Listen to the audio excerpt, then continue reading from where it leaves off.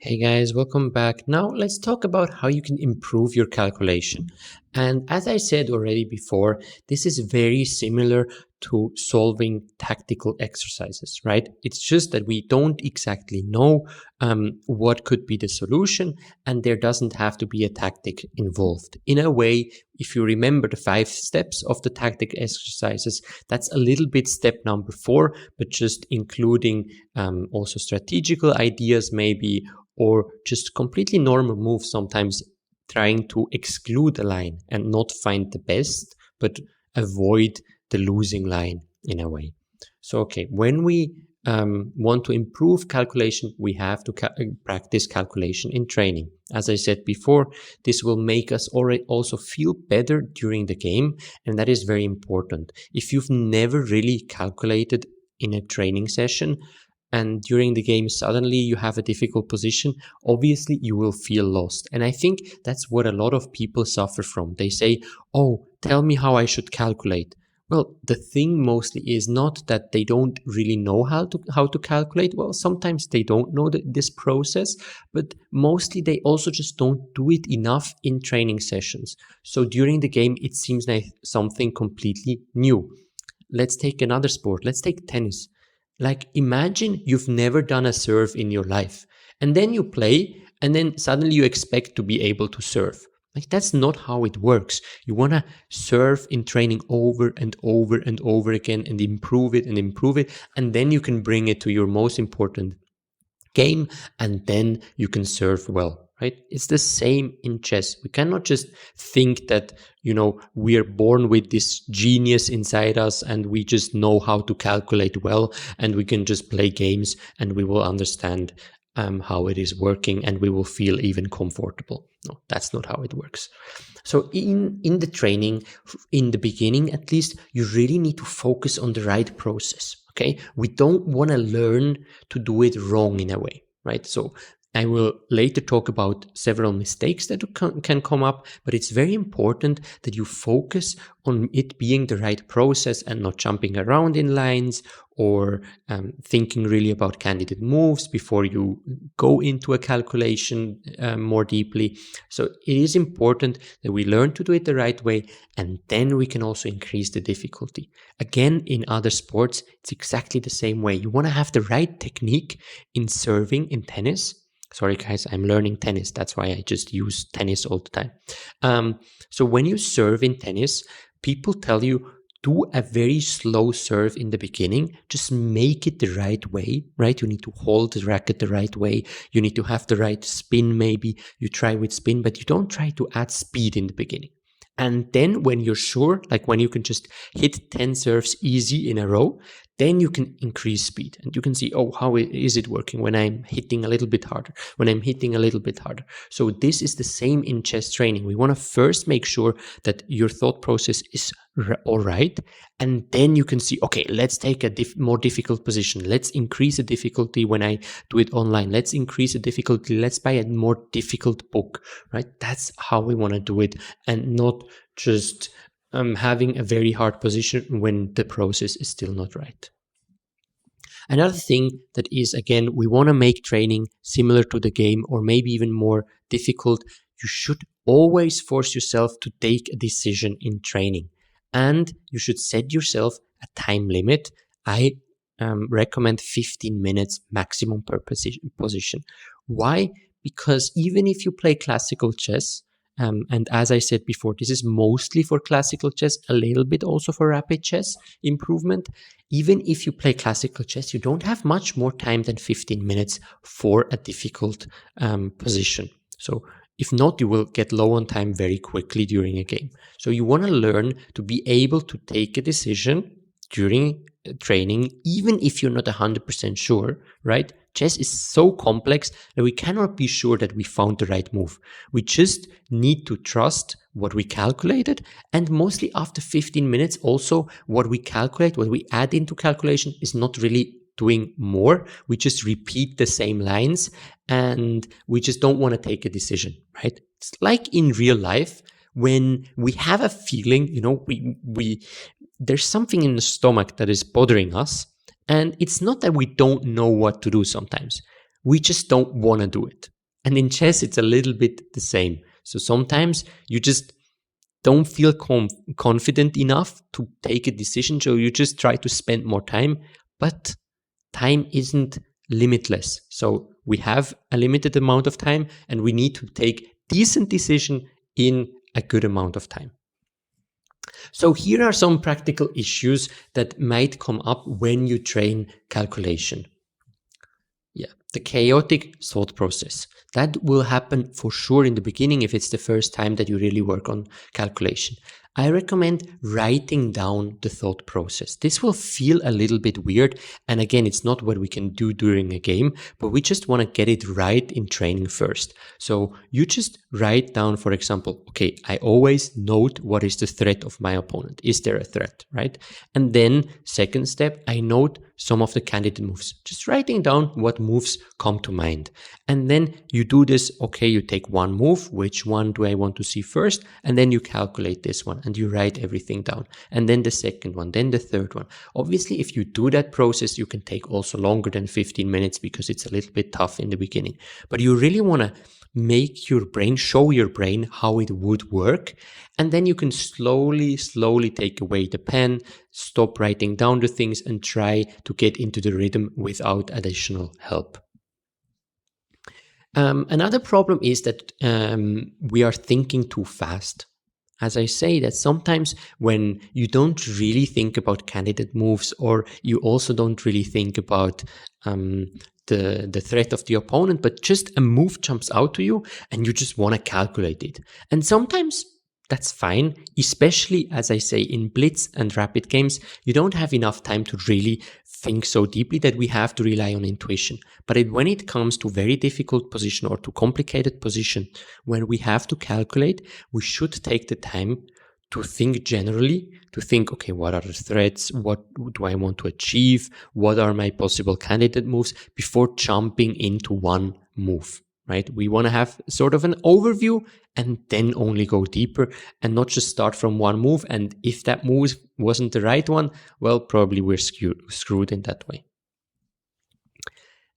This is combined with falling in love with an idea. I saw so many times that a student of mine or, readers of the blog, they just like a certain move and there's just this feeling of wanting to do it, right? It's again about an emotional decision. It's like, I just want to play this move and I want to make it work.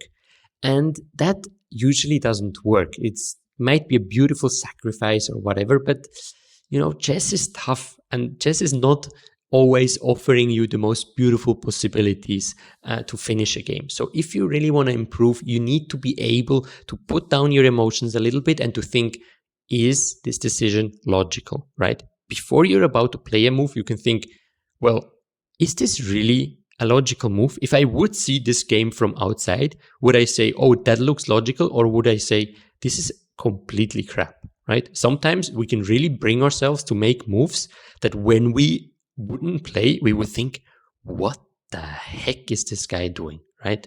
And this we really want to avoid. And we have to ask ourselves, is this logical or an emotional decision? And then another one, distraction when it gets hard. Okay, that is especially in training, but maybe even during a game, that calculation sometimes doesn't flow perfectly. We need to get a little bit to a point where it's a little bit harder than what we are used to, right? If you just solve exercises that come very logical to you, well, the exercises are not hard enough. So when it gets very hard, just try to still do the work. Try to find a way to continue calculating, even if it's messed up, even if maybe some pieces in your head, it's very hard to keep them in your head. And just don't allow yourself to take the phone and get distracted during the training when the training really gets hard. That's so important. And then also allow yourself to make mistakes both in training and during a game. Mistakes are normal. They are happening to everyone. Once we feel okay with making mistakes, we improve so much faster. Okay, and then I have some more technical issues to talk about when it comes to calculation. Like I already talked about a little bit, it's visualization. When the pieces are not so clear in your head when you calculate ahead. This is a very common problem, and it's funny that for a long time I thought that you just have to play more. But now actually in the next video I can show you a way of how you can actually improve your visualization by really just training the visualization process, and then you can go back to calculation. But one thing that I also think is very important is that you don't move pieces during training, right? You don't want to move them around because you can't do that during the game, and a lot of practice still helps. But as I said, in the next video will be a specific talk about how to improve your visualization. Then another one is missing candidate moves. It's not that you don't look, but that some moves don't come so natural, right? So you really need to train yourself to also look for moves that are a little bit out of the box, that are not so common, and to include them in a possible candidate list. Then you can miss opponents' ideas. That is actually probably the most common thing, and it's very normal. Again, we like to think about our own ideas, but we don't really love to think of what our opponent can do. And one thing I really like is to think like, if I played said move, what would I do if I were my opponent? Okay, so just trying to see, some people even stand up and they go behind the opponent in real games, and they try to see, okay, how does it look from this side? You cannot always do that, but really just think, if I made a certain move, what would I do if I were my opponent? And sometimes you can spot some ideas like, yeah, this is logical, because it's so annoying if we miss a move that we would have spotted easily from the other side of the board, but just because it wasn't our idea, we weren't able to see it ahead. And then this is similar to the tactics again. This is wrong evaluation, and there is actually also a book on that which you can read, or you can just try to test your evaluation very frequently. What do I mean by this? Well, you can, let's say, watch a game, and on every move or every 5 moves, you ask yourself who is better and why, right? And then you either consult the engine, or you see if there were commentators, or if somebody writes a book, what do they say about this position? So always just checking, how would I evaluate this position and how are others evaluating this position? Also, what helps is talking with your opponents. Again, if you play over the board, if you play online, when you play with friends, yes, you can also talk about the game and to ask, like, how did you see this position? Do you think that white has better chances or black has better chances? Just the more you can test your own evaluation and see, okay, here I'm off. Why am I off here? Okay, I probably overestimate my extra pawn here. Interesting. So I need to see opponents counterplay more. The more you have these kind of experiences, the better and more close to the reality will your evaluation be. And then last but not least, you can miss intermediate moves. And this is important that in your calculation, you're not just thinking very quickly automatically. Let's say you attack the queen of your opponent. Sometimes in our head, it's just automatical that they need to move this queen, right? There's no way, there's no other move. But hey, there are intermediate moves. They can give checks. They can threaten checkmate. They can maybe threaten our queen. They can make several things. They can maybe try to take something, right? And get 3 pieces for a queen, which is sometimes even better than the queen. So we need to be able to have the flexibility to also think that our opponent, even if we seem to make a forced move, it's not always forced, right? The only really forced move is if you give a check and there is only one legal move. That is a forced move. Everything else looks like a forced move and is a forced move 80-90% of the time. But those 10-20% where it isn't, it can cost you a lot of games. Okay, so now we talked about all the things that you can study your calculation and the common technical and practical problems. You can really always come back to this video and look again at these suggestions I have for each issue. If you find other issues in your calculation, please let me know in the Discord group. Maybe someone else has the same problems and you can find a solution together, or I might have some additional ideas for your problems. Okay, that was it. I hope you can now really get your calculation to the next level. And in the next video, let's talk about how you can improve your visualization. See you there.